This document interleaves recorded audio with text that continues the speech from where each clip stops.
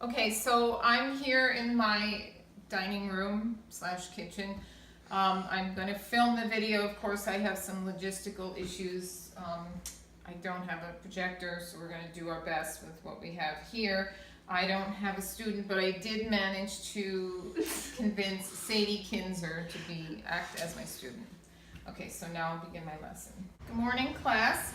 Today we're going to learn how to identify and apply the characteristics of good sentence fluency. It's one of the 6+1 traits of writing. So I'd like you to get out your writing prompt that you wrote last night describing one of your earliest childhood memories. And I want you to take a minute to reread that and answer this question. You can put it somewhere, you can have it get out a scrap piece of paper. And I want you to look at that piece of writing and identify one writing trait that is strong in that particular piece, okay? Give 2 specific examples that demonstrate successful use of that trait. So pick one of the 6+1 traits of writing. So I would give the students about 5 to 7 minutes to reread their work. So Sadie, what did you decide was a strong trait in your writing, use of a writing trait? Voice, because I think the readers could see I was sassy and unafraid. I used words like I argued and we didn't like being bossed around. Okay, good. All right. So today we're going to look at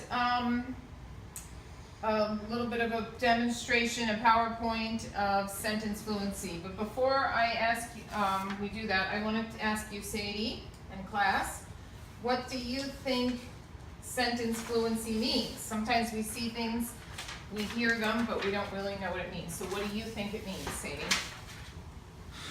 Writing in a rhythmic and varied way. Okay.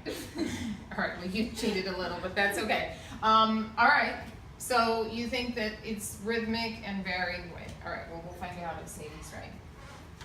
Okay, so again, I have an issue with technology, but we'll do the best we can. So, sentence fluency, I have 2 pictures up here. At the end of the PowerPoint, you'll figure out why I chose musical notes and a river that rolls along.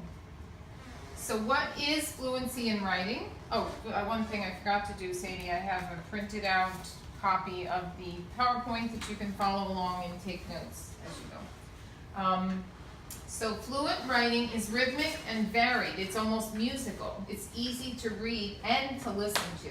The sentences seem to flow right out of the one before it. They are varied and they move along, providing a subtle roadmap of where the reader is going. The sentence fluency trait used to be called the sentence structure trait. It was all about correctly constructing sentences.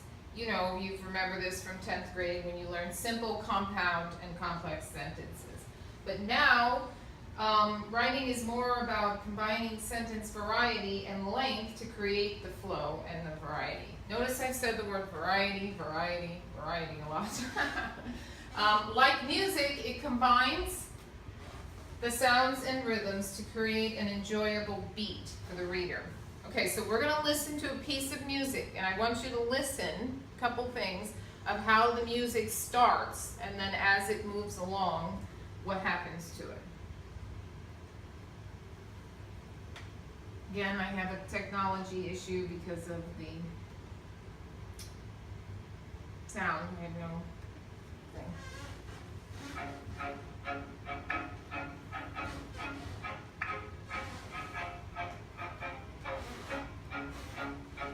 They're all playing the same beat, same notes, time after time, and now you're going to notice one of them has changed.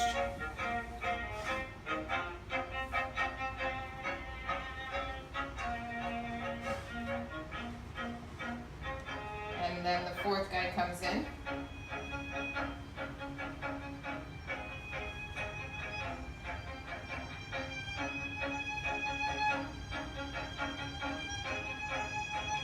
Anybody know what song this is? Sadie? Viva la vida. It's Viva la Vida. Okay, good. You gotta figure out how to stop it.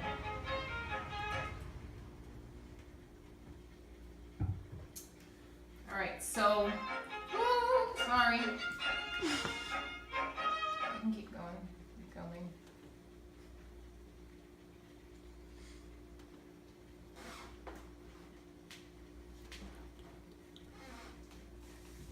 Okay, so as we heard, the beginning, if they only kept playing that original tune, all four of them at the same time, it would get boring. So then they added something else in, and that added a little more excitement to the rhythm or the variety of the music. And then another person came in, and all of those different things came together to create what we call fluency. All right, so there's three different ways. I kind of put them all into two of the main ones into one section, and then the third one you can see. So the first one is sentence length, sentence variety, and the way we construct those sentences, and reading your writing aloud. All right, so I'm going to read you. You please read along on your handout. I'll read it. This sentence has 5 words. Here are 5 more words. 5-word sentences are fine, but several together become monotonous. Listen to what is happening. The writing is getting boring. The sound of it drones. It's like a stuck record. The ear demands variety. Would you agree, Sadie, that those sentences were sort of dull? It was like the beginning of that music, the same beat over and over again? Yes. Okay, so now, follow along too. Now listen. I vary the sentence length and I create music. Music. The writing sings. It has a pleasant rhythm, a beat, and a harmony. I use short sentences. I use sentences of medium length. And sometimes when I am certain the reader is rested, I will engage him with a sentence of considerable length. A sentence that builds with energy and bursts with the crash of the cymbals. Sounds that say, listen to this. It is important. Okay, so what I would like to do, since we're talking about the sentence length, let's take the first 5 sentences. I want you to think of your sentences. You probably can't see that well, but on your thing, we would describe our sentences, if we were going to describe them in length, as short, medium length, and then long. Okay? What do you think an extra long sentence might be called? Run-on sentence. Good, a run-on sentence. Okay, so our first sentence, now listen, would you describe that as short, medium, or longer length? Short. Okay, so the first thing the writer does is a short one. Let's sort of identify that. I vary the sentence length and I create music. Medium. Okay. Long, yeah. I would describe that as medium length. All right, the next one, music. Short. Well, it's not even a sentence. Okay, good. So it's not even a sentence. What do we call a sentence? It's not a sentence.